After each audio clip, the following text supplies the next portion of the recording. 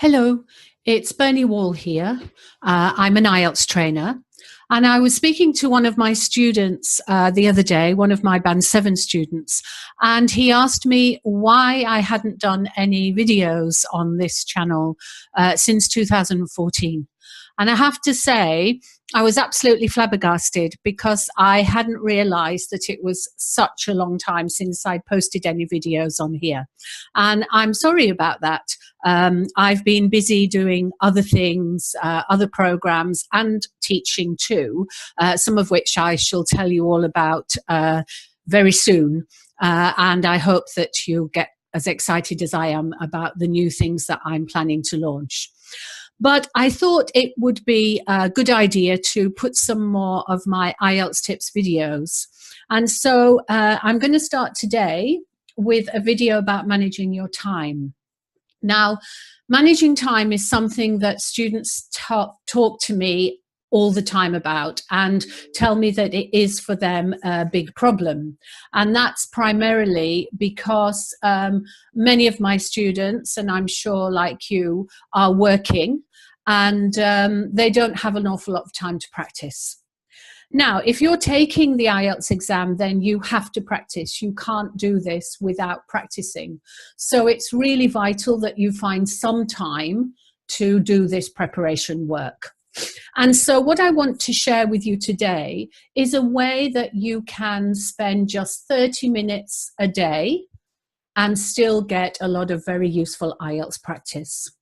So if you can set aside 30 minutes a day, or at a minimum 30 minutes, maybe 3 or 4 times a week, then you should still be able to do some very valuable practice. And I want to share with you how you can do that for each of the parts of the test and see that you're making progress towards your Band 7 and 8. So let's start out with the listening. So the average listening test is 30 to 40 minutes. So with a little bit of a stretch, you should be able to do a whole listening test. And that's something that I believe you should try to do at least once a week. Now, that includes the recording of your answers. And I want to say a quick word about that. Recording your answers after the listening onto the listening test sheet is part of the test. And you would be amazed how many students make mistakes in that part of the test. And it is a pity not to be focused and attentive during those 10 minutes, because if you've got the answer right, but then you record it wrongly, you will lose that answer. So make sure that you include that copying of your answers. It doesn't have to be on an official sheet. It could be just on another piece of paper. But I would advise you to include that. Now, if you're not at your desk or in your home and you think, I can't do the listening, then you can actually do the listening on the go. So if you have some kind of device, any kind of device, you should be able to access a news bulletin, a podcast, or something in the listening area that you've downloaded previously. So don't let being on the go stop you. Put something into your car stereo system, or if you're on a bus, have a pair of headphones and use your mobile phone. So there is no excuse with listening. You can do this anywhere, anytime. Okay, let's look at reading. Now, a 30-minute reading exercise once or twice a week, depending on how good your reading skills are. So I would suggest you pick one reading passage. Doesn't matter whether it's 1, 2, or 3. If you find that passage 3 is the one that you fall down on, you lose most of the marks, then I would suggest you choose passage 3. And also select a reading which contains the question types that you sometimes find difficult. So this might be yes, no, not given. It might be matching. It might be summaries. But seek a listening passage that has this kind of this kind of question in it, so that you are practicing the questions that you need to improve. The way to get a Band 7 or 8 in reading, is to be good at all types of question. So the more you practice the questions that you find challenging, the better you should become at those types. So one reading passage will easily fit into your 30-minute slot. You can also choose your reading according to topic. So when I'm doing reading, for example, if I have a reading about astronomy, for example, I find that quite hard because a lot of the vocabulary is not really known to me. So pick a topic that you find challenging, a topic that's not connected with your work or your area of study, and try that one so that you're constantly being put in front of the vocabulary from all of these different and various topics. And I've done many, many listenings in my IELTS training career, and I can tell you that a lot of the vocabulary, it does come back if that topic comes back. So the topic-specific vocabulary is really worth practicing. So there are two things you can do with your reading, and each of those will fit into a 30-minute slot. Okay, so we've done our listening, we've done our reading, now we're on the next day, and we need to do some speaking practice. Now, speaking is something that you can practice on the go if you have a recording device. And one of the best things you can do for your speaking is to do the part 2 practice. In my experience, and I was an examiner myself, that is the bit where many students fall down. And it's purely because they don't practice. So pick a topic, record it, 2 minutes, around 2 minutes, then listen to your recording and be very critical. Think about the vocabulary you used, the structures you used. How can you improve it? Can you add some different words? Can you add some different tenses? Can you put in a few idioms or phrasal verbs? Think about how you can improve it. When you've decided how to improve it, re-record exactly the same topic again and go through that process again. How can you improve it further?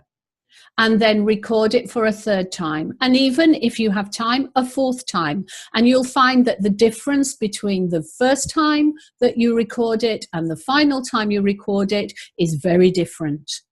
And it should be more fluent, it should have better vocabulary, better structure, and better control. And if you do this regularly, you'll soon find that your part 2 will come to you automatically as soon as you see the topic. Now, another thing you can do in your 30 minutes on speaking is just to go onto YouTube and look at some examples. There are lots and lots of examples of speaking tests. Look at the examples. Pick, if you're looking for 7 and 8, no point in looking at 5 and 6. Go for the really high bands and listen attentively. Listen to the kind of language they use. Listen to the kind of sentence structure. How do they go through the topics? How do they join them? What kind of examples do they give? And really be analytical. And then write down some of those phrases and vocabulary. And the next time you practice, try and introduce them into your own part 2. Okay, so now we've got a good way of practicing the speaking in 30 minutes. And finally, we have to address the writing. And there are many things you can do with writing. A task 1 should take you typically in the exam about 20 minutes. So you can easily prepare a task 1 in 30 minutes. And this should include your planning phase as well as your checking phase. So try and write a task 1 in that 30 minutes. And if you're lucky enough to have somebody who can check it for you, then you can hand it to them to have it checked.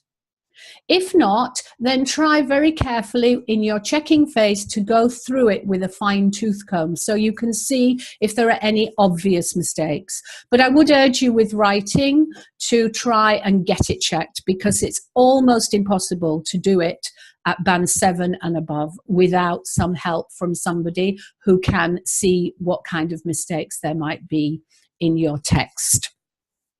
Another thing you can do for writing is to take a model and go through it. So look for models that are at band 9, or teacher written models, and go through it again with a lot of focus, looking at what is the good vocabulary, why did this get such a high score, what's the sentence structures, what are the linking words that are used, how are the different aspects of the topic introduced, how are they given evidence, how are they given an example. And then write down some of those words and phrases and linking words that you think you want to use to get your writing to band 7. And the next time you do a piece of writing, then you can use these things, try them out. If you've got somebody to check it, then you'll be able to see if you've used them correctly. But going through models is a really helpful way of improving your writing. But it's not enough just to look at them. You do have to try and use them. That's the only way you can make sure that you're going to use them correctly. Task 2, 40 minutes is all you've got for task 2. So in a 30-minute practice slot, then you could practice just your introduction conclusion. You could spend time on your planning, looking at the question, writing out a good plan, so that when you've got another 30 minutes, you can use that second 30-minute slot to actually write your essay. So there are lots of things there that I believe you can do in a 30-minute slot. And if you do something every day like this, you'll find that all of your skills will continue to improve. And you can take a day off. I'm learning to play the piano and I try and do 45 minutes a day, but then I have a day off on a Friday. And I feel if I've really done my practice that I deserve that day off. So here you are, 30 minutes a day. There's a lot you can do. Even if you're not at a desk or in your house or in your office, even if you're on a bus or in a car or walking down the street, there are 1 or 2 things that you can still do.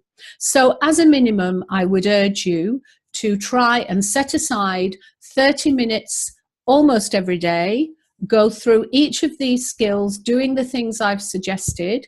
And then when you've got more time, then you can spend a little bit more time on other aspects like the grammar or the vocabulary, or perhaps doing a whole reading test or a whole writing test.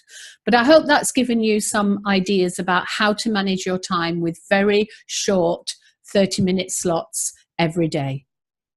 And I'll see you next time when I'm going to talk about how you can use your time to complete all the readings. So how you can improve your speed so that you can complete the readings more quickly and more accurately.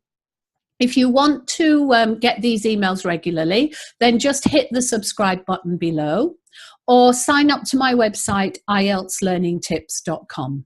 And I'll see you next time.